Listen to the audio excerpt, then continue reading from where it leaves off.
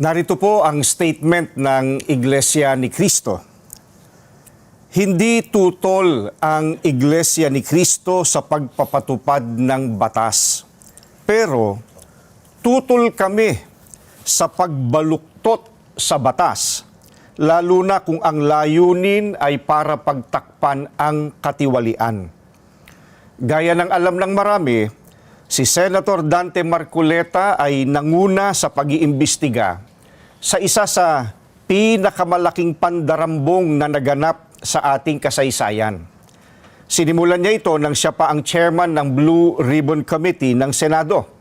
Subalit, pinalitan ng liderato ng kumiting ito. Gayunpaman, itinuloy niya ang paghahanap ng hustisya para sa atin na mga mamamayan.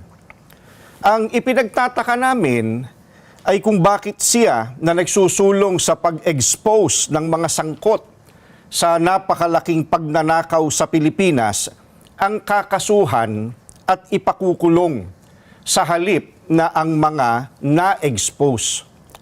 Ang ikinakaso kay Senator Marcoleta ay plunder na isang non-bailable crime. Sa makatwid, ipakukulong siya at hindi pwedeng magpiyansa hanggang hindi natatapos ang paglilitis sa kanya. Sa madaling salita, ay hindi na niya maitutuloy ang paglalantad o pag-expose sa mga sangkot sa pandarambong na naganap. Pero, paanong naging plunder ang pagtanggap ng campaign donation o campaign contribution?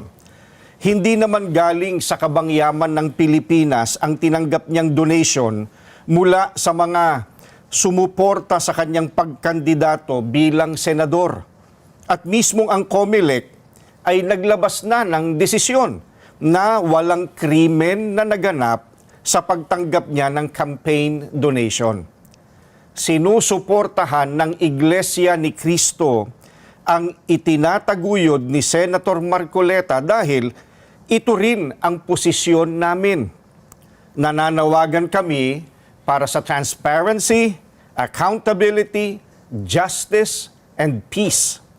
Kaya, nais naming iparinig sa mga kinauukulan na kahit ipakulong nila si Senator Marcoleta, ay hindi kami titigil sa paghingi ng katarungan para sa mga kababayan natin na ninakawan.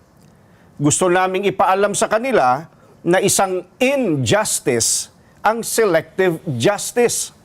At hindi kami mananahimik sa harap nitong napakalaking pagyurak sa katarungan na hinihingi ng ating mga kababayan. Yan po ang statement ng Iglesia ni Cristo.